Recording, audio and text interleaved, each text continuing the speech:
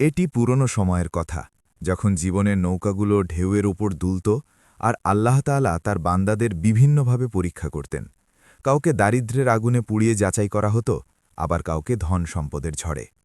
সেই দিনগুলোরই কথা, যখন একজন মানুষ ছিল যার পকেট ছিল খালি, কিন্তু হৃদয় ছিল ঈমানের নূরে আলোকিত। তার নাম ছিল করিম। করিম বস্তিপুর নামের একটি ছোট গ্রামের প্রান্তে থাকত।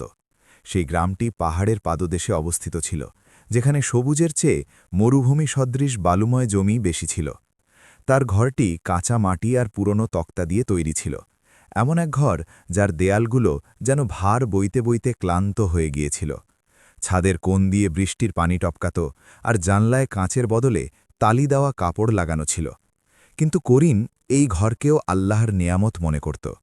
করিমের শরীর ছিল রোগা পাতলা, হাড়গুলো পরিষ্কার দেখা যেত, গায়ের রং ছিল তামাটে, গালে রোদে পোড়া দাগ ছিল, কিন্তু তার চোখে ছিল এক অদ্ভুত চমক, সবরের চমক, বিশ্বাসের চমক, এমন এক দীপ্তি যা দুনিয়ার সমস্ত অন্ধকারকে চিরে বেরিয়ে আসতে পারে। প্রতিদিন ফজরের আজানের আগেই করিমের চোখ খুলে যেত। সে তার পুরনো কলস থেকে অজু করত। পানি এত ঠান্ডা থাকত যে হাড় পর্যন্ত কেঁপে উঠত, কিন্তু সে কোনোদিনও ইবাদতে নাগা দিত না। তারপর সে তার ছিঁড়ে যাওয়া জায়নামাজে দাঁড়াত এবং এমন খুশু খুজুর সাথে নামাজ আদায় করত যে মনে হতো সে আরশের সামনে দাঁড়িয়ে আছে। তার নামাজে এত গভীরতা থাকত যে মাঝে মাঝে চোখের পানি তার গাল বেয়ে গড়িয়ে পড়ত। নামাজের পর সে আসমানের দিকে হাত তুলে বলত, হে আল্লাহ, তুমি জানো আমার কাছে কিছু নেই, না মাল আছে, না দৌলত, না কোনো সামর্থ্য, কিন্তু আমার হৃদয় তোমার উপর ভরসায় ভরপুর। আমার রিজিক তোমার হাতে, আর আমার বিশ্বাস আছে তুমি আমাকে কখনো না খাইয়ে মারবে না। আমাকে ধৈর্য দাও, শুকুর করার তাওফিক দাও, আর আমাকে তোমার পথ থেকে বিচ্যুত হতে দিও না। করিমের স্ত্রীর নাম ছিল জহিদা। সে দেখতে খুব সুন্দর ছিল, কালো ঘন চুল, বাদামি চোখ আর ফর্সা রং, কিন্তু তার সৌন্দর্য কেবল চেহারা পর্যন্তই সীমাবদ্ধ ছিল। তার ঠোঁটে কোনো কোমলতা ছিল না, চোখে মহব্বতের বদলে ছিল রাশি রাশি অভিযোগ, আর হৃদয়ে সবরের বদলে ঘৃণা বিষের মতো ভরেছিল। জহিদা দারিদ্র্যকে চরম ঘৃণা করত। সে তার স্বামীকে অত্যন্ত তুচ্ছ জ্ঞান করত এবং সারাক্ষণ তাকে খোঁটা দিত। যখন করিম সারাদিন হাড়ভাঙা খাটুনি খেটে ঘামে ভেজা শরীরে ঘরে ফিরত, জহিদা তাকে তিক্ত কথা দিয়ে অভ্যর্থনা জানাত। আর কতদিন এভাবে চলবে, সে চিৎকার করে বলত, আর কতদিন এই কাঁচা ঘরে থাকব? দেখো পাশের বাড়ির হামিদ সাহেবের কি অবস্থা, তাদের পাকা দালান, চাকর বাকর, গাড়ি ঘোড়া, আর আমরা তো ভিখারির চেয়েও অধম। করিম শান্তভাবে জবাব দিত, জহিদা, রিজিক তো আল্লাহ বন্টন করেন, প্রত্যেকের তাকদীর আলাদা। আমাদের ভাগ্যে যা আছে তা আমরা ঠিকই পেয়ে যাব, শুধু ধৈর্য ধরো। কিন্তু জহিদার রাগ এতে আরও বেড়ে যেত। ধৈর্য, ধৈর্য, আর কতদিন ধৈর্য ধরব?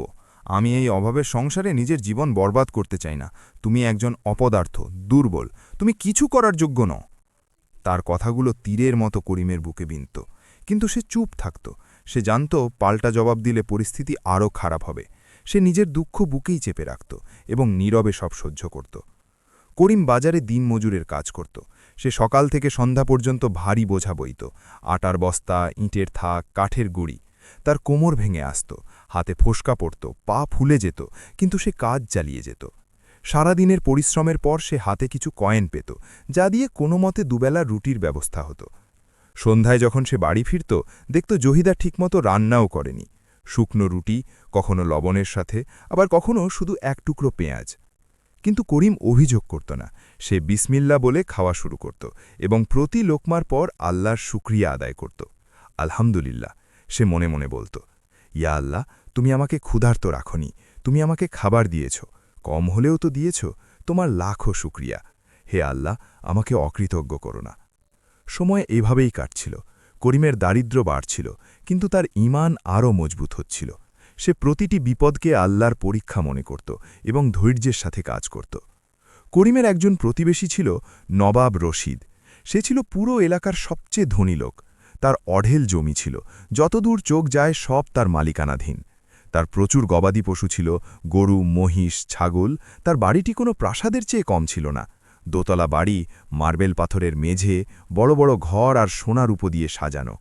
জহিদা প্রতিদিন সেই প্রাসাদের সামনে দিয়ে যাতায়াত করত। মাঝে মাঝে সে ইচ্ছা করেই ওই পথ দিয়ে যেত, সে জানলা দিয়ে উঁকি দিত, দরজার কাছে দাঁড়াত আর নিজের ভাগ্যকে অভিশাপ দিত। তার চোখে হিংসার আগুন জ্বলত। সে ভাবত, ইস, যদি নবাব রশিদের মতো কোনো ধনীর সাথে আমার বিয়ে হতো, তবে আজ আমিও রাজপ্রাসাদে থাকতাম, দাসীরা আমার সেবা করত, আমি রেশমি কাপড় আর সোনার গয়না পরতাম। কিন্তু আমার কপালে তো এক ভিখারি জুটেছে। একদিন সকালে জহিদা আবার সেই পথ দিয়ে যাচ্ছিল। সেই সময় নবাব রশিদ নিজের প্রাসাদের সামনে দাঁড়িয়ে তার গাড়ির তদারকি করছিল। জহিদা তাকে দেখল এবং তার মাথায় একটি শয়তানি বুদ্ধি এলো। সে ইচ্ছে করেই লাজুক ভঙ্গি করে হাঁটতে শুরু করল এবং হঠাৎ পা পিছলে যাওয়ার ভান করে মাটিতে পড়ে গেল। সে ব্যথা শব্দ করে নিজের হাত চেপে ধরল। নবাব রশিদ তৎক্ষণাৎ দৌড়ে এলো। কি হয়েছে, তুমি ঠিক আছো তো? সে গম্ভীর স্বরে জিজ্ঞেস করল। জহিদা ধীরে ধীরে চোখ তুলে তার দিকে তাকালো এবং বলল, কিছু না, কপালটাই এমন, সারা জীবন এই অভাবই লেখা আছে। নবাব রশিদ তাকে উঠতে সাহায্য করল। সে জহিদার সৌন্দর্যের দিকে গভীর নজরে তাকাল এবং তার ঠোঁটে এক কুটিল হাসি ফুটে উঠল। তোমার নাম কি? সে জিজ্ঞেস করল। জহিদা, সে নিচু স্বরে বলল। আর তোমার স্বামী? করিম, সে মজদুরি করে। নবাব রশিদ এক ইঙ্গিতপূর্ণ হাসি দিল। আচ্ছা, তার মানে তুমি খুব কষ্টে আছো? জহিদার চোখে পানি চলে এলো। হ্যাঁ, আমি এই জীবন নিয়ে অতিষ্ঠ হয়ে গেছি। সেটাই ছিল বিশ্বাসঘাতকতার গল্পের শুরু। নবাব রশিদ ধূর্ততার সাথে বলল, যদি কখনো কোনো সাহায্যের প্রয়োজন হয় তবে জানো তো আমি কোথায় থাকি। জহিদা লজ্জার ভান করে মাথা নাড়ল, কিন্তু তার মনে এক শয়তানি আনন্দ কাজ করছিল। সেই দিন থেকে জহিদা বারবার সেই পথ দিয়ে যাওয়া আসা করতে লাগল, কখনো পানির বাহানায়, কখনো বাজারে যাওয়ার বাহানায়, আর প্রতিবারই নবাব রশিদ তার সাথে কথা বলত। ধীরে ধীরে তাদের কথা বাড়তে লাগল। নবাব রশিদ বলত, তোমার মতো সুন্দরী নারীর এই অভাবে থাকা ঠিক নয়, তোমার তাকদিরে অন্য কিছু লেখা আছে। জহিদার মনে লোভের আগুন জ্বলতে লাগল। সে ভাবতে লাগল যে সে হয়তো নিজের জীবন বদলে ফেলতে পারে, সেও বড়লোকদের মতো থাকতে পারে। এক সন্ধ্যায় করিম ক্লান্ত হয়ে ঘরে ফিরল। তার কাঁধ ঝুঁকে গিয়েছিল, চেহারায় পরিশ্রমের ক্লান্তি স্পষ্ট ছিল। সে দেখল জহিদা জানলার পাশে দাঁড়িয়ে প্রাসাদের দিকে তাকিয়ে আছে। জহিদা, করিম নরম স্বরে ডাকল। আমি ভেবেছি কাল থেকে অন্য কোনো কাজ খুঁজব, হয়তো আরও পরিশ্রম করলে ইনশাল্লাহ আমাদের অবস্থা শুধরে যাবে। জহিদা ঘুরে দাঁড়িয়ে তার ওপর চটে গেল। থামো তো, তোমার এই ইনশাল্লাহ আর কতদিন চলবে? আমি তিতিবিরক্ত হয়ে গেছি, বুঝেছ? করিম স্তম্ভিত হয়ে গেল। জহিদা, আমি তো চেষ্টা করছি। তোমার চেষ্টা কোনো কাজে আসে না, তুমি শুধু একজন ব্যর্থ, অপদার্থ আর দুর্বল মানুষ। আমি তোমাকে এবং এই জীবন উভয়কেই ঘৃণা করি। করিমের কণ্ঠস্বর ভেঙে পড়ল। তুমি কি সত্যি এমনটা ভাবো? জহিদা তার চোখের দিকে তাকিয়ে বিষাক্ত স্বরে বলল। হ্যাঁ, আর আমি এক মুহূর্ত এই ঘরে থাকতে চাই না। বেরিয়ে যাও এখান থেকে, আমার জীবন থেকে বিদায় হও। করিমের পায়ের তলা থেকে মাটি সরে গেল। কিন্তু আমি তো তোমাকে ভালোবাসি। জহিদা উপহাস করে হাসল। ভালোবাসায় পেট ভরে? ভালোবাসায় সম্মান পাওয়া যায়? বেরিয়ে যাও এক্ষুনি। করিমের চোখে পানি চলে এলো। সে ধীরে ধীরে বলল, ঠিক আছে, যদি তোমার এটাই ইচ্ছা হয়। সে তার পুরনো ঝোলাটি নিল, তাতে একটি রুটি আর পানির বোতল রাখল এবং কিছু না বলে ঘর থেকে বেরিয়ে গেল। দরজার চৌকাঠে দাঁড়িয়ে সে একবার পিছন ফিরে তাকাল। দেখল জহিদা জানলা দিয়ে বাইরে তাকিয়ে আছে, তার মুখে কোনো অনুশোচনা নেই। করিম আসমানের দিকে তাকিয়ে নিচু স্বরে বলল, ইয়া আল্লাহ, সবর দাও, আমাকে সবরে জামিল দান করো। যদি এটাই তোমার ইচ্ছা হয় তবে আমি রাজি আছি। করিম অন্ধকার রাতে গ্রাম থেকে বেরিয়ে পড়ল। তার হাতে ছিল একটি পুরনো ঝোলা, কাঁধে ছেঁড়া চাদর আর হৃদয়ে আল্লাহর ওপর অগাধ বিশ্বাস। রাতের অন্ধকার এত গভীর ছিল যে দুপা সামনের পথও দেখা যাচ্ছিল না, কিন্তু করিম কোনো ভয় ছাড়াই হাঁটতে লাগল। হাঁটতে হাঁটতে সে এক বড় গাছের নিচে পৌঁছল। সে সেখানে চাদর বিছিয়ে মাটিতে বসে পড়ল। ঠান্ডা বাতাস তার মুখ ছুঁয়ে যাচ্ছিল, কিন্তু তার কোনো ভ্রুক্ষেপ ছিল না। সে আকাশের দিকে তাকাল, যেখানে লাখ লাখ তারা জ্বলজ্বল করছিল। ইয়া আল্লাহ, করিম শান্তভাবে বলল, আমার কাছে কিছু নেই, না ঘর আছে, না পরিবার, না কোনো আশ্রয়। কিন্তু তুমি তো আছো, তুমি আমার সাথে আছো, আর এটাই আমার জন্য যথেষ্ট। আমি তোমার ওপর ভরসা করি। তুমি যে ফয়সালা করবে সেটাই আমার জন্য মঙ্গল হবে। সে তার ঝোলা থেকে রুটি বের করে টুকরো করল। বিসমিল্লা বলে সে ধীরে ধীরে খেতে লাগল। রুটি শুকনো ছিল, শক্ত ছিল, কিন্তু করিম সেটা এমনভাবে খেল যেন কোনো রাজকীয় ভোজ। প্রতি লোকমার পর সে আল্লাহর শুকরিয়া আদায় করল। রাত গভীর হল। করিম চাদর মুড়ি দিয়ে গাছের গুঁড়িতে হেলান দিয়ে ঘুমিয়ে পড়ল। ঘুমের মধ্যেও তার ঠোঁট নড়ছিল। সে আল্লাহর জিকির করছিল। ফজরের আজানের আগেই তার চোখ খুলে গেল। সে কাছের এক নালা থেকে অজু করল। পানি বরফের মতো ঠান্ডা ছিল, কিন্তু সে পুরো মনোযোগ দিয়ে অজু করল। তারপর চাদর বিছিয়ে নামাজ আদায় করল। নামাজের পর সে দীর্ঘ দোয়া করল, ইয়া আল্লাহ, আমি জানি না আমি কোথায় যাচ্ছি, জানি না কি হবে, কিন্তু আমি জানি তুমি আমার সাথে আছো। আমাকে সঠিক পথ দেখাও, আমাকে তোমার আশ্রয় রাখো, আর যদি আমার কোনো গুনাহ হয়ে থাকে তবে আমায় মাফ করে দাও। সূর্য ওঠার পর করিম আবার পথ চলা শুরু করল। সে জানত না কোথায় যাচ্ছে, শুধু হাঁটছিল। দিনের তাপ বাড়ছিল, তার গলা শুকিয়ে আসছিল, পা ক্লান্ত হয়ে যাচ্ছিল, কিন্তু সে থামল না। দুপুর নাগাদ সে এক ছোট জনপদে পৌঁছল। সেখানে কিছু দোকান ছিল। করিম ভাবল হয়তো এখানে কোনো কাজ পাওয়া যাবে। সে দোকানে দোকানে গিয়ে জিজ্ঞেস করতে লাগল, ভাই সাহেব, কোনো কাজ আছে? আমি কঠোর পরিশ্রম করতে পারি। কিন্তু সবাই অস্বীকার করল। কেউ বলল, মজদুর লাগবে না। কেউ বলল, তোমাকে অচেনা লাগছে, আমরা অচেনা কাউকে কাজ দিই না। করিম নিরাশ হল না। সে মুচকি হেসে বলতে লাগল, ঠিক আছে, আল্লাহর শুক্রিয়া। সন্ধ্যা ঘনিয়ে এলে করিম এক বৃদ্ধ লোকের দেখা পেল, যে তার দোকান বন্ধ করছিল। করিম তাকেও জিজ্ঞেস করল, চাচা যান, কোনো কাজ আছে? বৃদ্ধ লোক করিমের দিকে স্থির নজরে তাকালেন। তিনি তার চেহারায় শতচার ছাপ দেখলেন। বেটা, আমার কাছে তো কোনো কাজ নেই, তবে তুমি যদি ক্ষুধার্ত হও আমি তোমাকে খাবার দিতে পারি। করিমের চোখে কৃতজ্ঞতার পানি চলে এলো। আল্লাহ আপনাকে যাজায় খায়ের দিন চাচাজন, আমি সত্যিই ক্ষুধার্ত। বৃদ্ধ লোক তার দোকান থেকে রুটি ও সবজি বের করে করিমকে দিলেন। করিম বিসমিল্লা পড়ে খাওয়া শুরু করল। সে বৃদ্ধকে বলল, চাচা যান, আল্লাহ আপনার রিজিকে বরকত দিন। আপনি এক মুসাফিরির পেট ভরেছেন, আল্লাহ আপনাকে এর উত্তম প্রতিদান দেবেন। বৃদ্ধ হেসে বললেন, বেটা, তুমি কোথা থেকে এসেছ আর কোথায় যাচ্ছ? করিম তার পুরো কাহিনী শোনাল। বৃদ্ধ সব শুনলেন এবং দীর্ঘশ্বাস ফেলে বললেন, বেটা, জীবনে মুসিবত আসে, কিন্তু আল্লাহ প্রতি মুসিবতের সাথেই সহজতা পাঠান। তুমি হিম্মত হারিও না, এগিয়ে চালো। করিম বৃদ্ধকে ধন্যবাদ জানিয়ে সেখান থেকে চলে গেল। সে বেশ কয়েকদিন এভাবেই পথ চলল। কখনো কারো খেতে একদিনের কাজ পেত তো মজদুরি করত, কখনো না খেয়েই সবর করে থাকত। এক রাতে সে এক পুরনো বটগাছের নিচে আশ্রয় নিল। সে খুব ক্লান্ত ছিল, তার পায়ে ফুসকা পড়ে গিয়েছিল, শরীরে ব্যথা ছিল, কিন্তু তবুও সে চাদর বিছিয়ে নামাজ পড়ল। নামাজের পর সে কাঁদতে লাগল, ইয়া আল্লাহ, আমি দুর্বল, আমার শরীর ক্লান্ত, কিন্তু আমার হৃদয় তোমার উপর ভরসা করে আছে। আমি জানি না এই পরীক্ষা কতদিন চলবে, তবে আমি জানি তুমি আমায় সামলে নেবে। শুধু দোয়া করি আমায় তোমার পথ থেকে বিচ্যুত হতে দিও না, আমায় ধৈর্য দিও। পরের দিন করিম অন্য এক গ্রামে পৌঁছাল। সেখানে সে দেখল এক লোক বাজারে দাঁড়িয়ে চিৎকার করে বলছে, মজদুর চাই, ক্ষেতের কাজের জন্য মজদুর চাই, ভালো মজদুরি দেওয়া হবে। করিমের চোখ উজ্জ্বল হয়ে উঠল। সে তৎক্ষণাৎ লোকটির কাছে গেল। ভাই সাব, আমি কাজ করতে পারি, আমি পরিশ্রমী এবং সৎ। মুক্তার নামে সেই লোকটি করিমকে উপর নিচ পরখ করল। বাড়ি কোথায় তোমার? আমি বস্তিপুরের, তবে এখন মুসাফির। তোমার কোনো সুপারিশ আছে, কোনো সাক্ষী যে তোমার হয়ে কথা বলবে? করিম মাথা নিচু করে ফেলল, না, আমার কেউ নেই, তবে আল্লাহ আমার সাক্ষী। আমি মিথ্যা বলি না, চুরি করি না, আর কাজে ফাঁকি দিই না।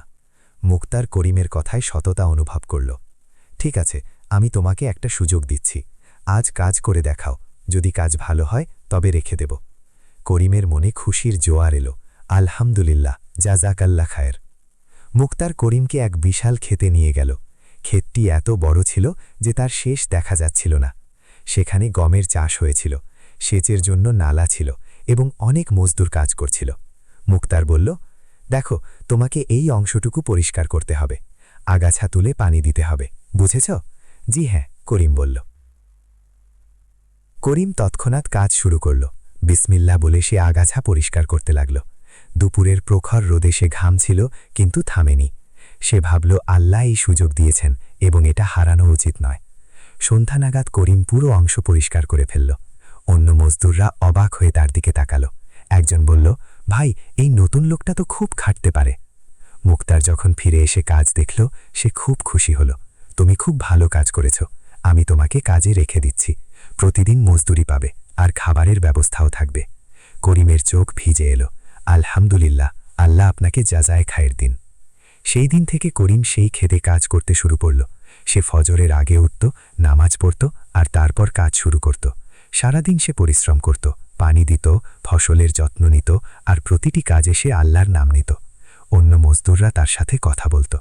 রফিক নামের একজন জিজ্ঞেস করল, ভাই, তুমি এত কাজ করো, তবুও তোমার মুখে সবসময় হাসি থাকে কেন? রহস্যটা কি?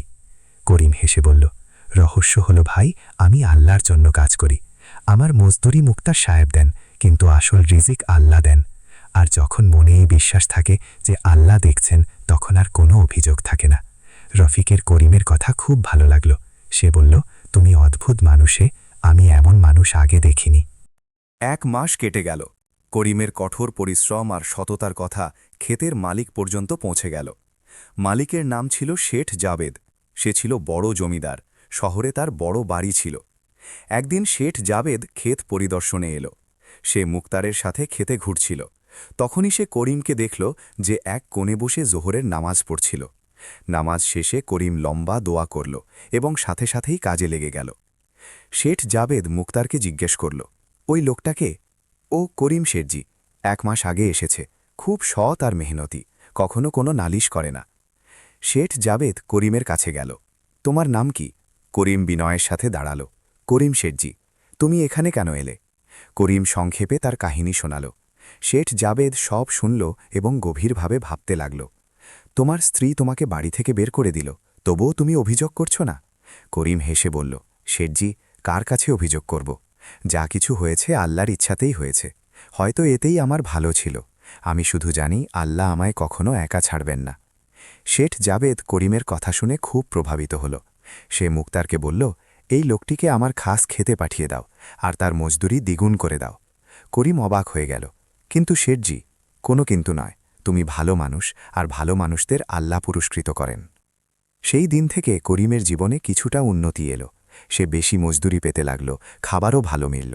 কিন্তু তবুও করিম আগের মতোই বিনয়ী, সৎ এবং কৃতজ্ঞ রইল। এক রাতে করিম তার কুঁড়ে ঘরে বসে দোয়া করছিল, ইয়া আল্লাহ, তুমি আমায় অনেক দিয়েছ, কাজ দিয়েছ, রুটি দিয়েছ, মাথা গোঁজা ঠাঁই দিয়েছ, কিন্তু ইয়া আল্লাহ, আমায় গাফিল করে দিও না। আমায় নেয়ামতে এমন মুশকুল করো না যে আমি তোমাকে ভুলে যাই। আমায় সব সময় তোমার শুকুরগুজার বানিয়ে রেখো। পরদিন সকালে করিম যখন কাজ করছিল, সেখানে তৌফিক নামের এক মজদুর এলো। সে ছিল খুব লোভী আর হিংসুটে। যখন সে শুনল করিমের মজদুরি দ্বিগুণ, তখন তার মনে হিংসা জন্মাল। তৌফিক অন্য মজদুরদের বলতে লাগল, এই করিম তেমন কেউ নয়, সে শেঠজিকে ঠকাচ্ছে, নামাজ রোজার ভণ্ডামি করছে। কিন্তু অন্য মজদুররা তার কথা কানে নিল না। তৌফিকের হিংসা আরও বেড়ে গেল। সে ভাবল করিমকে নিচু দেখাবে। সে এক চক্রান্ত করল। একদিন শেঠ জাভেদের গোডাউন থেকে কিছু শস্য চুরি হল। মুক্তার যখন এটা দেখল, সে শেঠজিকে খবর দিল। শেঠ জাভেদ খুব রেগে গিয়ে সব মজদুরকে ডাকল। এই চুরি কে করেছে? সে গর্জে উঠল। সবাই চুপ করে দাঁড়িয়ে রইল। তখনই তৌফিক সামনে এসে বলল, শেঠজি, আমি কাল রাতে করিমকে গোডাউনের কাছে দেখেছিলাম। সবার নজর করিমের দিকে গেল। করিম বিশ্বাসই করতে পারছিল না। সে বলল, এটা মিথ্যা, আল্লাহর কসম, আমি গোডাউনের কাছে যাইনি। তৌফিক বলল, শেঠজি, ওর কুঁড়েঘর তল্লাশি করলে হয়তো শস্য পাওয়া যাবে। শেঠ জাবেদ মুক্তারকে হুকুম দিল। মুক্তার করিমের ঘরে গেল। করিমও সাথে গেল। করিমের বিশ্বাস ছিল কিছুই পাওয়া যাবে না। কিন্তু যখন মুক্তার দেখল ঘরে একটি বস্তায় শস্য ভর্তি আছে, করিমের মাথা ঘুরে গেল। এটা কিভাবে সম্ভব? করিম বলল, আল্লাহর কসম, আমি এটা এখানে রাখিনি। কিন্তু কেউ তার কথা বিশ্বাস করল না। শেঠ জাবেদ খুব দুঃখ পেল। সে বলল, করিম, আমি তোমাকে এত বিশ্বাস করলাম আর তুমি এটা করলে? করিম কাঁদতে কাঁদতে বলল, শেঠজি, আমি নিরপরাধ, এটা চক্রান্ত, কেউ এটা আমার ঘরে রেখেছে। কিন্তু শেঠ জাবেদ কিছু শুনল না। তুমি আমার ক্ষেত থেকে চলে যাও, আমি তোমাকে পুলিশের হাতে দিচ্ছি না, কারণ তুমি আগে ভালো কাজ করেছ, কিন্তু তুমি এখানে থাকতে পারবে না। করিমের পায়ের তলা থেকে মাটি সরে গেল। তাকে আবার অপমানের শিকার হতে হল। সে তার ঝোলা তুলে হাঁটতে শুরু করল। তৌফিক মনে মনে হাসছিল। সেই গত রাতে করিমের ঘরে শস্য রেখেছিল। তার চক্রান্ত সফল হয়েছে। করিম ক্ষেত থেকে বেরিয়ে এলো। তার চোখে পানি ছিল, কিন্তু মনে রাগ ছিল না। সে শুধু ব্যথিত ছিল যে মানুষ তাকে বিশ্বাস করল না। সে একটু দূরে গিয়ে এক গাছের নিচে বসল। সে আসমানের দিকে হাত তুলে বলল, ইয়া আল্লাহ, তুমি জানো আমি নিরপরাধ, তুমি জানো আমি চুরি করিনি, কিন্তু মানুষ আমার উপর অপবাদ দিয়েছে। ইয়া আল্লাহ, যদি এটা আমার পরীক্ষা হয় তবে আমায় সাবার দাও, আর যদি এটা জুলুম হয় তবে তুমি নিজেই বিচার করো। আমি তোমার উপর ভরসা করি। সেই রাতে করিম আবার খোলা আকাশের নিচে ঘুমালো। তার মন ভারাক্রান্ত ছিল, কিন্তু ঈমান মজবুত ছিল। করিম পরদিন ফজরের আগে উঠল। শরীরে ব্যথা ছিল, মনে কষ্ট ছিল, কিন্তু তবুও সে নামাজ ছাড়ল না। পাশের এক ছোট খাল থেকে অজু করে এক পরিষ্কার জায়গায় চাদর বিছিয়ে নামাজ শুরু করল। সে সিজদায় এত দীর্ঘক্ষণ থাকল যে তার চোখের পানিতে মাটি ভিজে গেল। ইয়া আল্লাহ, সে সিজদায় বলল, আমি তোমার দরবারে এসেছি। তুমি ছাড়া আমার কেউ নেই। দুনিয়া আমাকে ধোঁকাবাজ বলেছে, চোর বলেছে, কিন্তু তুমি তো জানো আমি কেমন। আমি তোমার কাছে শুধু এই প্রার্থনা করি যেন আমাকে তোমার পথে চলার শক্তি দাও। লোকে আমাকে যাই বলুক, তোমার চোখে যেন আমি বেঈমান না হই। নামাজ শেষ করে করিম বসে রইল। সূর্য উঠছিল।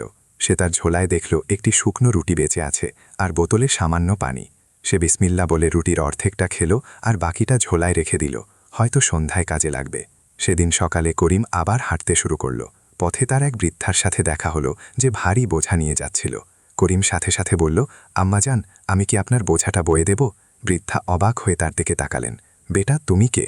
আমি একজন মুসাফির, কিন্তু আল্লাহ আমাদের হুকুম দিয়েছেন বড়দের সাহায্য করতে। বৃদ্ধার চোখে পানি চলে এলো। আল্লাহ তোমাকে যাজায় খায়ের দিন বেটা। করিম তার বোঝা নিয়ে তাকে বাড়ি পৌঁছে দিল। বৃদ্ধা তাকে খাবার দিতে চাইলেও করিম শুধু সামান্য খেয়ে আবার এগিয়ে চলল। চলতে চলতে সে বড় এক গ্রামে পৌঁছাল। এখানে বাজার ছিল, মসজিদ ছিল এবং মানুষের সমাগম ছিল। করিম বাজারে কাজ খুঁজতে লাগল, কিন্তু কেউ তাকে কাজ দিল না। কেউ কেউ তো তাড়িয়েও দিল। দুপুর হয়ে গেল। করিম খুব ক্লান্ত ছিল। সে মসজিদে গিয়ে অজু করে নামাজ পড়ল এবং মসজিদের বারান্দায় বসে রইল। সেখানে মসজিদের ইমাম সাহেব মাওলানা ইকবাল এলেন। তিনি খুব নেক মানুষ ছিলেন।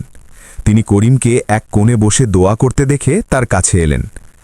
বেটা, তোমাকে নতুন মনে হচ্ছে, কোথা থেকে এসেছ? করিম আদবের সাথে সব জানালো, কিভাবে তার স্ত্রী তাকে তাড়িয়েছে, কিভাবে মিথ্যা অপবাদ দিয়ে তাকে কাজ থেকে বের করা হয়েছে। মৌলানা সাহেব সব শুনে দীর্ঘশ্বাস ফেললেন। বেটা, আল্লাহ তার প্রিয় বান্দাদের পরীক্ষা করেন। এটা তোমার পরীক্ষা, কিন্তু মনে রেখো, আল্লাহ বলেছেন, নিশ্চয়ই কষ্টের সাথেই স্বস্তি আছে। তুমি ধৈর্য হারিও না। মৌলানা সাহেব করিমকে হাজি আকরামের বাড়ির ঠিকানা দিলেন এবং বললেন যে তিনি হয়তো তাকে কাজ দিতে পারেন। করিমের মনে আশার আলো জাগল। হাজি আকরামের বাড়িটি খুব বড় ছিল। করিম সেখানে গিয়ে কাজ চাইল। হাজি আকরাম তাকে দেখে তার সততা অনুভব করলেন এবং তাকে তার বাগানের দেখাশোনার কাজে নিয়োগ দিলেন। করিমের থাকার জন্য বাগানের এক কোণে একটি ছোট্ট কুঁড়ে ঘর দেওয়া হলো। করিম সেখানে থাকতে শুরু করল। বাগানটি আম, পেয়ারা, ডালিম আর ফুলে ভরা ছিল। করিম দিনরাত পরিশ্রম করে বাগানের যত্ন নিত। কিছুদিনের মধ্যেই বাগানটি আরও সুন্দর হয়ে উঠল। হাজি আকরাম করিমের কাজে খুব খুশি হলেন এবং তাকে নিজের ছেলের মতো স্নেহ করতে লাগলেন। কিন্তু সেখানেও একজন হাবিব নামের হিংসুটে মজদুর ছিল। সে দেখল হাজি সাহেব করিমকে খুব গুরুত্ব দিচ্ছেন। হাবিব করিমের বিরুদ্ধে চক্রান্ত শুরু করল। সে একদিন হাজি সাহেবের বাড়ি থেকে কিছু রূপার থালা চুরি করে করিমের কুড়েঘরের পেছনে মাটিতে পুঁতে রাখল। পরদিন সকালে হাবিব হাজি সাহেবকে বলল যে তার রূপার থালা চুরি হয়েছে এবং সে করিমকে গতরাতে সন্দেহজনকভাবে ঘুরতে দেখেছে। হাজি সাহেব প্রথমে বিশ্বাস করেননি, কিন্তু হাবিবের পীড়াপিড়িতে তিনি তল্লাশি চালাতে রাজি হলেন। করিমের ঘরে কিছু পাওয়া না গেলেও ঘরের পেছনে মাটি খুঁড়তেই রূপার থালাগুলো বেরিয়ে এলো। করিম হতভম্ব হয়ে গেল। আল্লাহর কসম, আমি এটা করিনি, এটা ষড়যন্ত্র। হাবিব চিৎকার করে বলল, দেখুন হাজি সাহেব, আমি আগেই বলেছিলাম। হাজি সাহেবের মন ভেঙে গেল। তিনি বললেন, করিম, আমি তোমাকে এত বিশ্বাস করেছিলাম, কিন্তু এখন আমি তোমাকে এখানে রাখতে পারছি না। কাল সকালে তুমি এখান থেকে চলে যাবে। করিম সেই রাতে অনেক কাঁদল। সে সারা রাত নামাজ পড়ে দোয়া করল, ইয়া আল্লাহ, আবার আমার ওপর মিথ্যা অপবাদ, আবার অপমান, কিন্তু তুমি তো সত্য জানো। আল্লাহ, যদি এটা আমার পরীক্ষা হয় তবে আমায় ধৈর্য দাও, আর যদি এটা জুলম হয় তবে তুমি বিচার করো। পরদিন সকালে করিম তার ঝোলা নিয়ে বাগান থেকে বেরিয়ে গেল। হাজি আকরাম দূর থেকে দেখছিলেন, তারও মন কাঁদছিল, কিন্তু প্রমাণের সামনে তিনি নিরুপায় ছিলেন। করিম আবার গৃহহীন, আবার একা। সে মরুভূমির দিকে হাঁটতে শুরু করল। করিম চলে যাওয়ার 3 দিন পর এক বিশাল ঝড় এলো। সেই ঝড়ে হাবিবের কুঁড়েঘরের এক অংশ উড়ে গেল এবং সেখান থেকে হাজী সাহেবের আগে চুরি হওয়া আরও কিছু দামি জিনিস বেরিয়ে পড়ল। মজদুররা এটা দেখে হাজী সাহেবকে খবর দিল। হাজী সাহেব বুঝতে পারলেন আসল চোর কে। হাবিবকে ধরা হলো এবং সে সব স্বীকার করল। সে জানালো যে সেই করিমকে ফাঁসাতে থালাগুলো পুঁতে রেখেছিল। হাজী আকরাম নিজের ভুলের জন্য অনুশোচনা করতে লাগলেন। তিনি তৎক্ষণাৎ করিমকে খুঁজতে বের হলেন, কিন্তু করিমকে কোথাও পাওয়া গেল না। হাজী সাহেব কাঁদতে পাঁদতে বললেন, হায় আল্লাহ, আমি এক নিরপরাধ মানুষের ওপর জুলুম করলাম। যদি তাকে পেতাম তবে ক্ষমা চেয়ে নিতাম। কিন্তু করিম তখন অনেক দূরে চলে গিয়েছিল।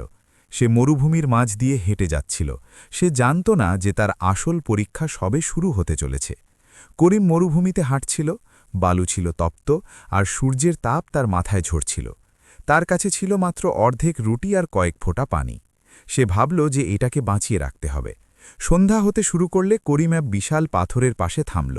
সে সেখানে নিজের চাদর বিছাল আর বসে পড়ল। সে তার ঝোলা থেকে সেই অর্ধেক রুটি বের করল এবং ওটাকে 4 ভাগে ভাগ করল।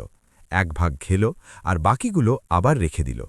আলহামদুলিল্লাহ, সে বলল, আল্লাহ আমাকে খাওয়ার জন্য দিয়েছেন, যদিও কম, কিন্তু তবুও তো দিয়েছেন। রাত হয়ে গেল। ঠান্ডা বাতাস বইতে শুরু করল। মরুভূমিতে রাত খুব ঠান্ডা হয়। করিম নিজের চাদর জড়িয়ে পাথরের সাথে হেলান দিয়ে বসে পড়ল। সে আকাশের দিকে তাকালো, যেখানে লাখ লাখ তারা জ্বলজ্বল করছিল। ইয়া আল্লাহ, করিম বলল, আমি তোমার মরুভূমিতে একা, কিন্তু আমি জানি যে তুমি আমার সাথে আছো। আমার ভয় লাগে না, কারণ তুমি আমার রব। তুমি যা চাইবে সেটাই হবে। আমি তোমার ফায়সালায় রাজি আছি। সে নামাজ পড়ল এবং তারপর ঘুমিয়ে পড়ল। রাতে অনেকবার তার ঘুম ভেঙে গেল, কারণ অনেক ঠান্ডা ছিল। কিন্তু সে সবর করল এবং প্রতিবার উঠে আল্লাহর জিকির করতে থাকল। ফজরের আজানের সময় হল। যদিও সেখানে কোনো মসজিদ ছিল না, কিন্তু করিম নিজেই সময় বুঝতে পারল। সে উঠল। আশেপাশে কোথাও পানি ছিল না, তাই সে তায়াম্মুম করল এবং নামাজ পড়ল। নামাজের পর সে অনেক লম্বা দোয়া করল। ইয়া আল্লাহ, আজ আমার কাছে খাওয়ার মতো খুব সামান্যই বেঁচে আছে। পানিও শেষ হবার পথে, কিন্তু আমি জানি যে তুমি আমার রিজিক দাতা। তুমি যেখান থেকে খুশি আমাকে রিজিক দিতে পারো। আমি তোমার উপর ভরসা করি। সূর্য উঠল। করিম আবার চলা শুরু করল। সে জানত না কোন দিকে যাচ্ছে, শুধু একদিকে চলতে থাকল। দুপুর নাগাদ তার গলা শুকিয়ে গেল, খুব তৃষ্ণা পেল। সে তার বোতল থেকে 1 ঢোক পানি পান করল আর বাকিটা বাঁচিয়ে রাখল। হয়তো সন্ধ্যায় আরও দরকার পড়বে, সে ভাবল। সে চলতে থাকল। দুপুরের গরম এত তেজ ছিল যে তার মাথা ঘুরতে লাগল। সে এক জায়গায় বসে একটু আরাম করল। সে তার চাদর মাথার ওপর জড়িয়ে নিল, যাতে রোদ থেকে বাঁচা যায়। ইয়া আল্লাহ, সে বলল, আমার শরীর দুর্বল হয়ে যাচ্ছে, কিন্তু আমার হৃদয় তোমার উপর ভরসা করে আছে। আমাকে হিম্মত দাও। সন্ধ্যা হতে শুরু করলে করিম আবার চলতে শুরু করল। তখনই সে দূরে কিছু সবুজ দেখতে পেল। তার মনে হলো হয়তো ওখানে পানি আছে। সে ওই দিকে চলতে শুরু করল। কাছে পৌঁছে দেখল যে সেখানে কিছু খেজুর গাছ আর একটা ছোট কুঁয়ো আছে। করিমের খুশির সীমা রইল না। আলহামদুলিল্লাহ, ইয়া আল্লাহ, তুমি আমার ডাক শুনেছ। সে কুঁয়ার মধ্যে উঁকি দিল। পানি ছিল, কিন্তু অনেক নিচে। কুঁয়ার পাশে একটা ভাঙা বালতি আর একটা পুরনো দড়ি পড়েছিল। করিম দড়ি দিয়ে বালতি বাঁধল আর পানি তুলল। পানি ঠান্ডা আর মিষ্টি ছিল। সে প্রথমে বিসমিল্লা পড়ল এবং তারপর প্রাণ ভরে পানি পান করল। তারপর সে অজু করল আর নামাজ পড়ল। নামাজের পর সে অনেক লম্বা সিজদা করল। ইয়া আল্লাহ, তুমি মরুভূমিতে আমাকে পানি দিলে। তুমি কত মেহেরবান, আমি তোমার শুকরগুজার। সে দেখল যে খেজুর গাছগুলোতে খেজুর ধরে আছে, কিছু পাকা, কিছু কাঁচা। সে একটা গাছে চড়ে কিছু পাকা খেজুর পারল। তারপর বিসমিল্লা পড়ে খেজুর খেল। সুবহান আল্লাহ, সে বলল, এত মিষ্টি খেজুর। ইয়া আল্লাহ, তুমি কত মেহেরবান যে এই নির্জন জায়গায় আমার জন্য খাবার রেখেছ। সেই রাত করিম ওখানেই আরাম করল। সে গাছের নিজে নিজের চাদর বিছিয়ে ঘুমিয়ে পড়ল। সে অনেক দিন পর শান্তিতে ঘুমাল। পরের দিন সকালে করিম আবার চলার প্রস্তুতি নিতে লাগল। সে তার বোতলে পানি ভরে নিল আর কিছু খেজুর ঝোলায় রেখে দিল। সে চলতে শুরু করলে হঠাৎ এক অদ্ভুত আওয়াজ শুনতে পেল, যেন কেউ মিউ মিউ করছে। করিম থেমে গেল। সে মন দিয়ে শুনল। আওয়াজ আবার এলো। সে কুয়ার দিকে গেল। আওয়াজ কুয়ার ভেতর থেকে আসছিল। সে উঁকি দিয়ে দেখল যে একটা ছোট বিড়াল কুয়ার কিনারায় একটা ছোট পাথরের ওপর বসে আছে। ও ভয়ে কাঁপছিল আর বারবার মিউ মিউ করছিল। করিমের মন গলে গেল। বেচারা ছোট প্রাণ কিভাবে কুয়ায় পড়ে গেল হয়তো। সে ভাবল যে একে কিভাবে বাঁচানো যায়। কুয়া গভীর ছিল, যদি সে নিজে নামে তবে হয়তো ফিরে আসতে পারবে না, কারণ তার সাহায্য করার মতো কেউ নেই। কিন্তু বিড়ালটিকে ওখানে ফেলে যাওয়াও ঠিক ছিল না। করিম আল্লাহর নাম নিল এবং সিদ্ধান্ত নিল। সে দড়িটি ভালো করে বাঁধল এবং ধীরে ধীরে কুয়ায় নামতে লাগল। কুয়া অন্ধকার ছিল আর ভুতুড়ে, কিন্তু করিমকে বিড়ালটির প্রাণ বাঁচাতে হবে। সে নিচে পৌঁছল। পানি তার হাঁটু পর্যন্ত ছিল। সে বিড়ালটিকে তুলল। বিড়ালটি ঠান্ডা হয়ে কাঁপছিল। করিম ওকে নিজের চাদরে জড়াল আর তারপর দড়ি ধরে ওপরে উঠতে লাগল। ওঠা খুব কঠিন ছিল। অনেকবার তার পা পিছলে গেল, কিন্তু সে হিম্মত হারাল না।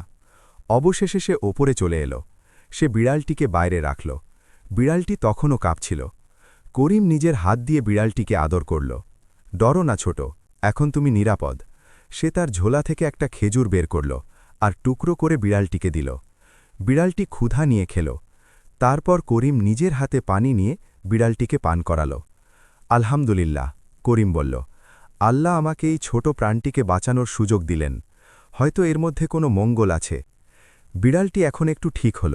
সে করিমের কোলে চলে এলো আর তার কাপড়ের সাথে লেপ্টে রইল। করিম ওকে আদর করে হাত বুলিয়ে দিল। চলো, করিম বলল, এখন আমরা দুজনেই একসাথে চলব। আল্লাহ তোমাকে আমার সাথী হিসাবে পাঠিয়েছেন। সে বিড়ালটিকে নিজের ঝোলায় বসিয়ে নিল এবং চলতে শুরু করল। বিড়ালটি চুপচাপ বসে রইল। করিম কয়েক ঘন্টা হাঁটল। সন্ধ্যা হতে থাকলে বিড়ালটি অস্থির হতে শুরু করল। সে ঝোলা থেকে বাইরে বের হয়ে গেল আর আগে আগে দৌড়াতে লাগল। তারপর থেমে করিমের দিকে তাকাতে লাগল। আবার সামনে দৌড়াল। করিমের মনে হল বিড়ালটি তাকে কিছু দেখাতে চায়। সে বিড়ালটির পিছু পিছু চলতে শুরু করল। বিড়ালটি তাকে পাথরের মাঝখান দিয়ে এক সরু রাস্তায় নিয়ে গেল। রাস্তা এত সরু ছিল যে খুব কষ্টে একজন মানুষ যেতে পারে। করিম সাবধানে চলল। রাস্তা কিছুটা দূরে গিয়ে খুলে গেল আর একটা ছোট উপত্যকায় গিয়ে শেষ হল। উপত্যকায় করিম অদ্ভুত কিছু দেখল। সেখানে পুরনো পাথরের ধ্বংসাবশেষ ছিল, যেন কখনো কোনো ইমারত ছিল। বিড়ালটি এক বিশেষ জায়গার দিকে যাচ্ছিল। করিম বিড়ালটির পেছনে গেল। বিড়ালটি এক বড় পাথরের কাছে থেমে গেল আর মিউ মিউ করতে লাগল। করিম মন দিয়ে দেখল, পাথরের পেছনে একটা ছোট গর্ত ছিল, যেন কোনো গুহার মুখ। করিম হিম্মত করে ঝুঁকে ভেতরে উঁকি দিল। অন্ধকার ছিল। সে তার পকেট থেকে একটা দেশলাই বের করল, যেটা তার কাছে বেঁচে ছিল। দেশলাই জ্বালালে দেখল যে ভেতরে একটা ছোট গুহা ছিল। সে ধীরে ধীরে ভেতরে গেল। গুহা ছোট ছিল কিন্তু শুকনো ছিল। আর তারপর করিম এমন কিছু দেখল যা তার চোখ কপালে তুলে দিল। গুহার এক কোণে পুরনো মাটির কলস রাখা ছিল। করিম একটা কলস তুলল। ওটা ভারী ছিল। সে ঢাকনা খুলল আর দেশলাইয়ের আলোয় দেখল তো তার শ্বাস বন্ধ হয়ে যাওয়ার জোগাড় হল। কলসটি সোনার মুদ্রায় ভরা ছিল, পুরনো মুদ্রা, যেগুলো দেশলাইয়ের আলোয় ঝকঝক করছিল। করিমের হাত কাঁপতে শুরু করল। সে দ্বিতীয় কলসটি খুলল। ওটাও সোনায় ভরা ছিল। তৃতীয় কলসটি খুলল। ওতে রূপার গয়না ছিল। করিম সাথে সাথে দুই হাঁটু গেড়ে বসে পড়ল। তার চোখে পানি চলে এলো। সে কাঁদতে কাঁদতে বলল, ইয়া আল্লাহ, ইয়া আল্লাহ, এটা কি? এটা তোমার করম। আমি তো এক ফকির ছিলাম, এক মজদুর ছিলাম। আমি কখনো ভাবিও নি যে আমি এত ধন সম্পদ পাব। ইয়া আল্লাহ, এসব তোমারই দেওয়া। সে দেশলাই নেভালো আর বাইরে এলো। বিড়ালটি বাইরে বসেছিল। করিম ওকে তুলে বুকে জড়িয়ে নিল। তুমি, সে কাঁদতে কাঁদতে বলল, আল্লাহ তোমাকে আমার কাছে পাঠিয়েছিলেন। আমি তোমাকে বাঁচালাম আর তুমি আমাকে এখানে নিয়ে এলে। সুবহান আল্লাহ, এটা আল্লাহর নিদর্শন যে যে নেকি করে আল্লাহ তাকে অবশ্যই পুরস্কৃত করেন। করিম সেই রাত ওখানেই গুহায় কাটাল। সে সারা রাত নামাজ পড়ল আর দুয়া চাইল।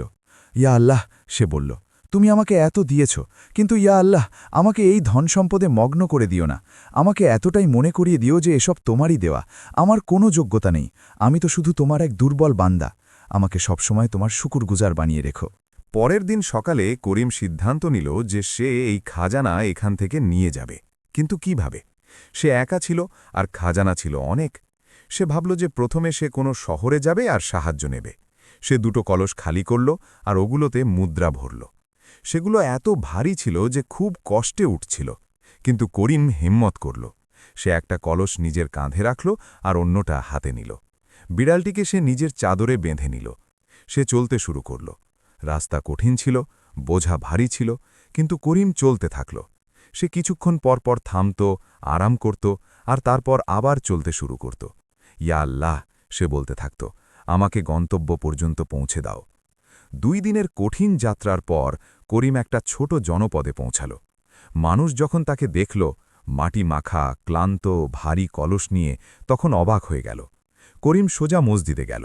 সেখানে মৌলানা সাহেবের সাথে দেখা করল আর পুরো কাহিনী শোনাল। মৌলানা সাহেব সব শুনলেন আর আশ্চর্য হয়ে বললেন, সুবহান আল্লাহ, বেটা, এটা আল্লাহর কারামত, তোমার সবর আর নেকির এটা বদলা। মৌলানা সাহেব করিমকে সাহায্য করলেন। তিনি কিছু বিশ্বাসী লোককে পাঠালেন যারা বাকি খাজানা নিয়ে এলো। তারপর করিম সেই খাজানা নিরাপদ জায়গায় রাখালো। মৌলানা সাহেব বললেন, করিম বেটা, এখন তুমি ধনী, আল্লাহ তোমাকে এত দিয়েছেন, এটার সঠিক ব্যবহার করো। করিম বলল, মৌলানা সাহেব, আমি এই মাল শুধু নিজের জন্য রাখব না, এটার বড় অংশ আমি গরিব, ইতিম আর অসহায় মানুষদের মধ্যে বিলিয়ে দেব। আমি মসজিদ বানাবো, কুয়ো খনন করাবো, স্কুল বানাবো। এই মাল আল্লাহর আর আল্লাহর পথেই খরচ হওয়া উচিত। মৌলানা সাহেবের চোখে পানি চলে এলো। আল্লাহ তোমাকে আরও দিন বেটা। করিম সেই জনপদে কিছুদিন থেকে সব ব্যবস্থা করল। সে কিছু মাল সাথে রাখল আর বাকিটা আমানতে রাখালো। তারপর সে সিদ্ধান্ত নিল যে সে তার পুরনো গ্রাম বস্তিপুরে ফিরে যাবে। আমি দেখব, সে ভাবল, যে আমার পুরনো জীবনে কি হয়েছে। হয়তো আল্লাহ চাইলে আমি সেখানে কিছু ভালো কাজ করতে পারি। সে জনপদ থেকে বেরোল। এইবার তার কাছে ভালো কাপড় ছিল, টাকা ছিল আর একটা ছোট গাড়ি ছিল যেটা সে কিনেছিল। কিন্তু তার হৃদয় আগের মতোই ছিল, বিনয়ী, নেক আর আল্লাহর শুকরগুজার। বিড়ালটি এখনও তার সাথেই ছিল। করিম ওর নাম রেখেছিল রহমত, কারণ ও আল্লাহর রহমত হয়ে তার কাছে এসেছিল। করিম নিজের গ্রামের দিকে রওনা হল। সে জানত না সেখানে কি পাবে, কিন্তু সে জানত যে যাই হবে আল্লাহর মর্জিতে হবে। করিম নিজের গাড়িতে বসে বস্তিপুরের দিকে চলতে শুরু করল। রাস্তায় তার বুক ধরফর করছিল। অনেক মাস হয়ে গিয়েছিল যখন তাকে ওখান থেকে বের করে দেওয়া হয়েছিল। সে ভাবছিল যে এখন ওখানে কি হবে, তার পুরনো স্ত্রী জহিদার কি অবস্থা হবে, নবাব রশিদের কি অবস্থা হবে, আর সেই সব মানুষ যারা তাকে চিনত তারা তাকে দেখে কি বলবে। কিন্তু করিমের হৃদয় পরিষ্কার ছিল। সে নিজের মনে বলল, আমি ফিরে গিয়ে বদলা নিতে যাচ্ছি না, আমি ফিরে যাচ্ছি যাতে আল্লাহর দেওয়া ধনসম্পদ দিয়ে কিছু ভালো কাজ করতে পারি। আমি ফিরে যাচ্ছি যাতে দেখাতে পারি যে আল্লাহ তার সত্যবাদী বান্দাদের কখনো ভুলে যান না। পথে করিম অনেক গ্রামে থেমে থেমে গরিবদের সাহায্য করল। কাউকে টাকা দিল, কাউকে খাবার খাওয়ালো, কোনো অসুস্থের চিকিৎসা করালো। মানুষ অবাক হতো যে এই অচেনা লোকটা কে, যে এত উদার হাতে বান করছে। যখন মানুষ জিজ্ঞেস করত, আপনি কে, তখন করিম হেসে বলতো, আমি শুধু একজন মুসাফির, আল্লাহ আমাকে দিয়েছেন তাই আমি অন্যদেরও দিচ্ছি। এক বৃদ্ধা তাকে বলল, বেটা, আল্লাহ তোমাকে সব সময় সুখে রাখুক, তুমি ফেরেশতার মতো। করিম বিনয়ের সাথে বলল, না আম্মাজান, আমি কোনো ফেরেশতা নই, আমি তো এক গুনাহগার বান্দা, আল্লাহ আমার উপর মেহেরবানি করেছেন। কয়েকদিনের যাত্রার পর করিম বস্তিপুরের কাছে পৌঁছে গেল। যেমন যেমন সে গ্রামের কাছে আসতে থাকল, তার হৃৎস্পন্দন তেজ হতে থাকল। সে গাড়ি একটা গাছের নিচে থামাল আর বাইরে এলো। সে দূর থেকে নিজের গ্রাম দেখল।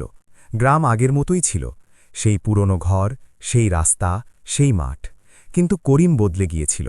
সে এখন ছেঁড়া ফাটা কাপড়ে ছিল না, এখন তার কাছে ভালো কাপড় ছিল। কিন্তু সে ইচ্ছা করে সাধারণ কাপড় পরেছিল যাতে মানুষ তাকে চিনতে না পারে। সে নিজের চাদর জড়ালো, যা মুখের কিছুটা অংশ ঢেকে রেখেছিল, আর পায়ে হেঁটে গ্রামের দিকে চলতে শুরু করল। রহমত বিড়াল তার সাথে সাথে চলছিল। গ্রামে ঢোকার পর করিম দেখল যে কিছু মানুষ রাস্তার ধারে বসে কথা বলছিল।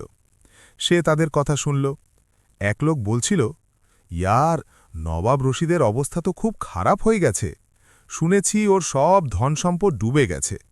অন্যজন বলল, হ্যাঁ ভাই, ও যে জহিদাকে রেখেছিল ও তো আরও বড় বিপদ হয়ে দাঁড়াল, ওই মেয়েটা তো সব মাল উড়িয়ে দিল। তৃতীয়জন বলল, আল্লাহর বিচার দেখো, যে করিমকে সে বরবাদ করেছিল আল্লাহ নিজেই তাকে বরবাদ করে দিলেন। করিম এসব শুনে অবাক হয়ে গেল। সে এগিয়ে গিয়ে ওই লোকদের জিজ্ঞেস করল, ভাই সাব, মাফ করবেন, আমি বাইরে থেকে এসেছি, আপনারা কোন করিমের কথা বলছিলেন? এক বৃদ্ধ লোক জবাব দিল, বেটা, এই গ্রামেরই এক গরিব লোক ছিল করিম, খুব নেক আর ইমানদার ছিল। ওর স্ত্রী জহিদা ওকে বাড়ি থেকে বের করে দিয়েছিল আর নবাব রশিদের সাথে থাকতে শুরু করেছিল। কিন্তু আল্লাহ ওই দুজনকে সাজা দিলেন। নবাব রশিদ নিজের সব টাকা এক ধোঁকাবাজের সাথে ব্যবসায় লাগিয়ে দিল, সব টাকা ডুবে গেল।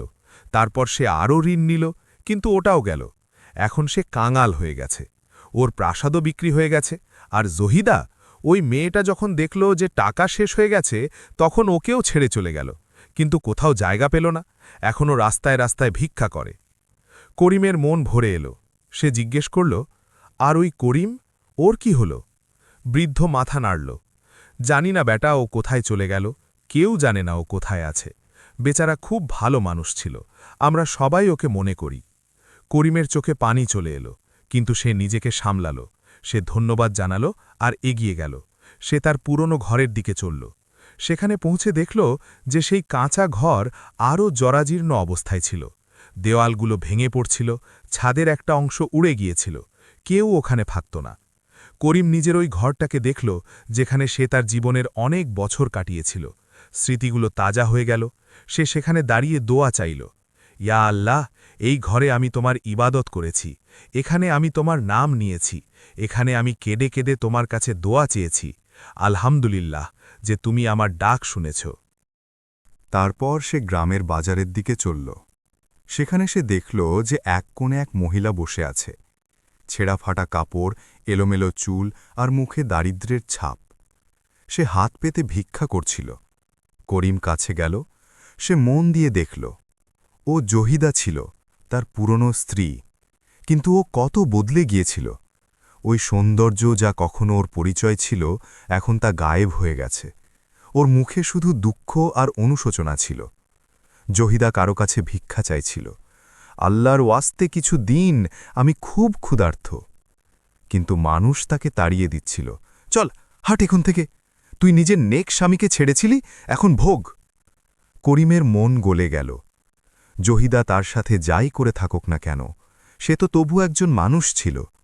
আর ইসলাম শিখিয়েছিল যে বিপদে পড়া মানুষের সাহায্য করতে হয়। করিম নিজের পকেট থেকে কিছু টাকা বের করল আর জহিদার সামনে রেখে দিল। জহিদা চমকে ওপরে টাকাল, কিন্তু করিমের চাদর তার মুখ ঢেকে রেখেছিল। আল্লাহ আপনাকে জাযায়ে খায়ের দিন, জহিদা বলল। করিম কিছু না বলে এগিয়ে গেল। তার মন কাঁদছিল। সে ভাবল, এই সেই মহিলা যে আমাকে বাড়ি থেকে বের করেছিল, এই সেই মহিলা যে আমাকে লাঞ্ছিত করেছিল। কিন্তু দেখো, আল্লাহ বিচার, সে নিজের কৃতকর্মের সাজা পেয়ে গেছে। কিন্তু করিমের মনে বদলার কোনো ইচ্ছা ছিল না, বরং তার জহিদার উপর মায়া লাগছিল। তারপর করিম নবাব রশিদর পুরনো প্রাসাদের দিকে গেল। প্রাসাদ বিক্রি হয়ে গিয়েছিল, এখন সেখানে অন্য কেউ থাকত। সে খোঁজ নিয়ে জানতে পারল যে নবাব রশিদ এখন গ্রামের বাইরে একটা ছোট কুঁড়ে ঘরে থাকে। করিম সেই কুঁড়ে ঘরের দিকে গেল।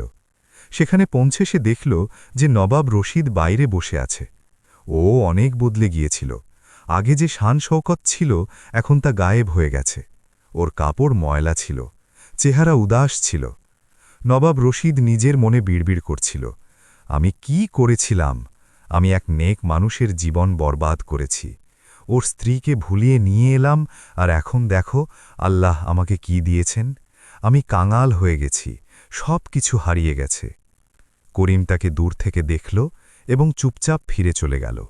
তাকে নবাব রশিদকে কিছু বলার ছিল না, আল্লাহ আগেই বিচার করে দিয়েছিলেন। করিম আবার মসজিদের দিকে গেল। সেখানে কিছু বৃদ্ধ বসে কথা বলছিলেন। করিম সালাম দিল আর বসে পড়ল। সে কথাবার্তায় অংশ নিল। এক বৃদ্ধ বললেন, ভাই সাহেব, আপনি কে? নতুন মনে হচ্ছে। করিম বলল, জি, আমি বাইরে থেকে এসেছি। আমি এই গ্রামের ব্যাপারে শুনেছি, ভাবলাম এখানে এসে দেখি। আপনি এখানে কেন এসেছেন? আমি এখানে কিছু মঙ্গলের কাজ করতে চাই। এখানে একটা স্কুল বানাতে চাই, যেখানে গরিব বাচ্চারা বিনামূল্যে পড়তে পারবে, একটা কুয়া খনন করাতে চাই, আর গরিবদের জন্য কিছু ঘর বানাতে চাই। সব বৃদ্ধ অবাক হয়ে গেলেন। মাশাআল্লাহ, আপনি খুব নেকদিল মানুষ মনে হচ্ছে। আল্লাহ আপনাকে জাযায়ে খায়ের দিন। করিম বলল, এসব আল্লাহর মেহেরবানি, আমি তো শুধু একটা উসিলা। তারপর এক বৃদ্ধ জিজ্ঞেস করলেন, ভাই সাহেব, আপনি কি এখানে কাউকে চেনেন? করিম বলল, না, কিন্তু আমি একজন মানুষের ব্যাপারে শুনেছি, করিম নামের। আপনারা কি তাকে চেনেন? সবার চোখ ভিজে এলো।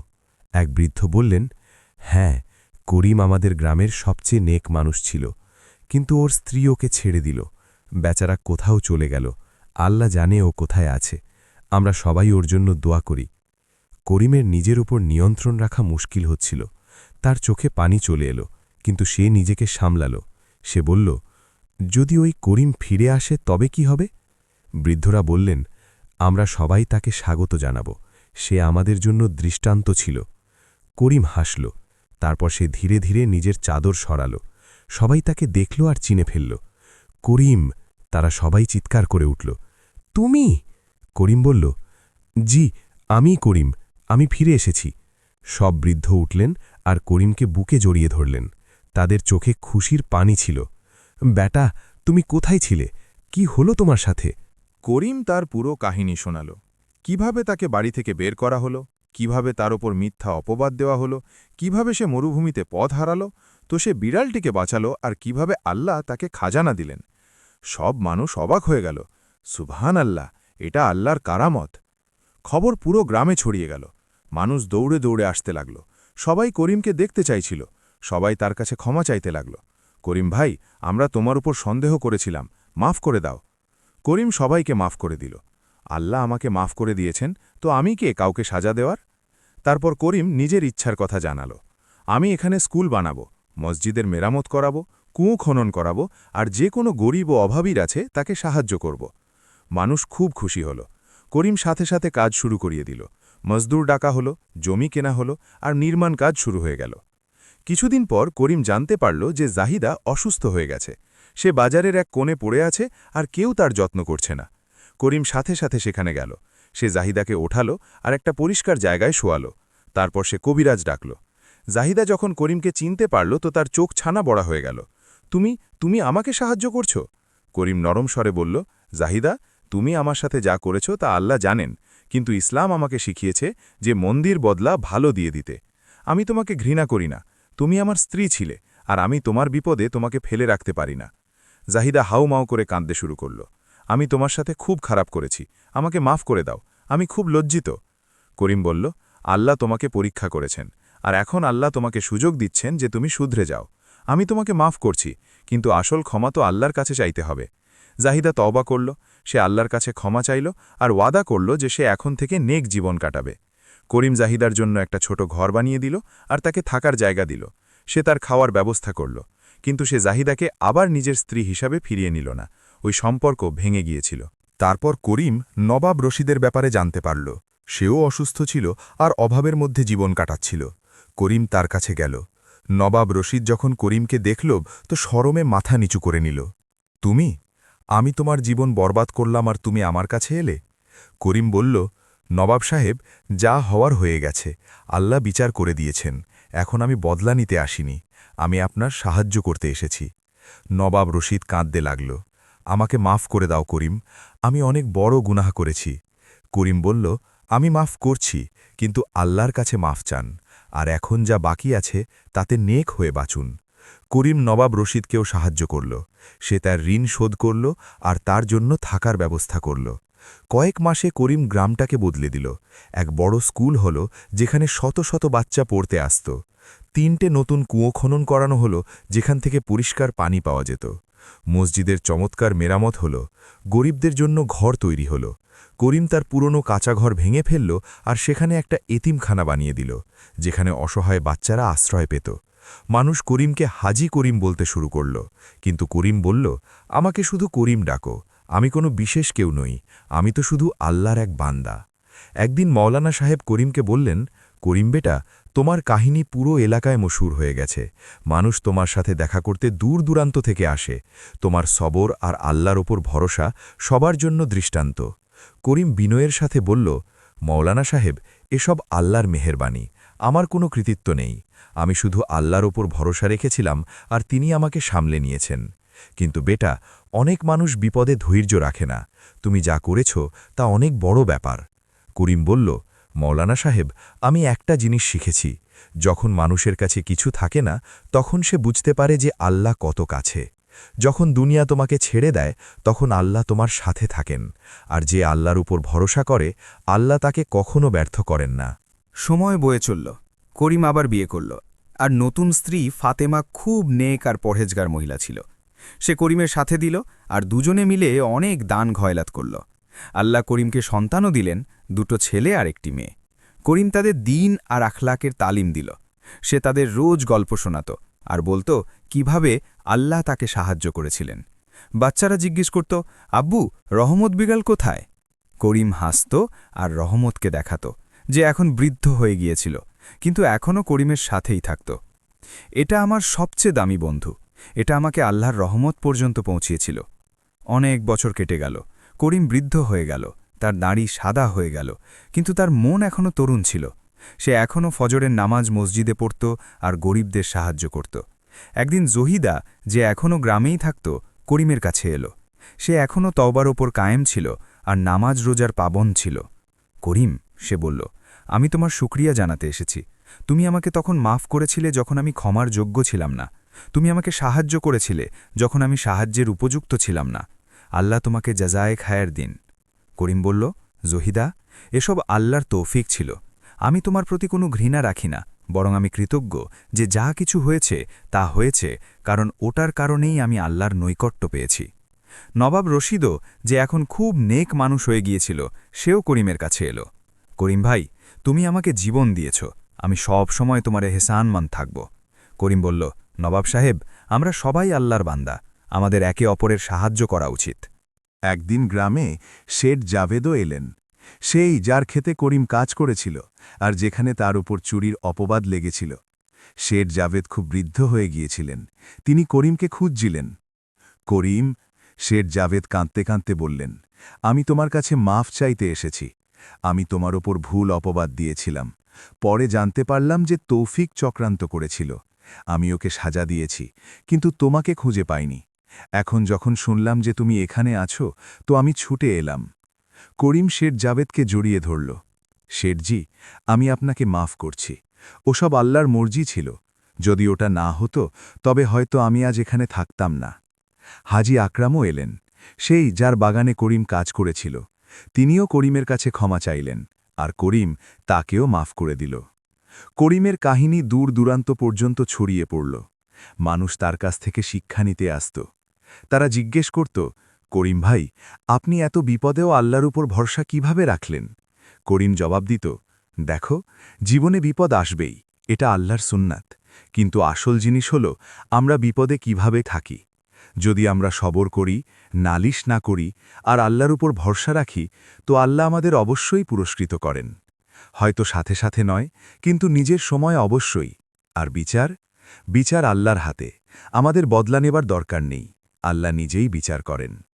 আমাদের শুধু নেক থাকতে হবে, ক্ষমা করা শিখতে হবে আর অন্যের মঙ্গল করতে হবে।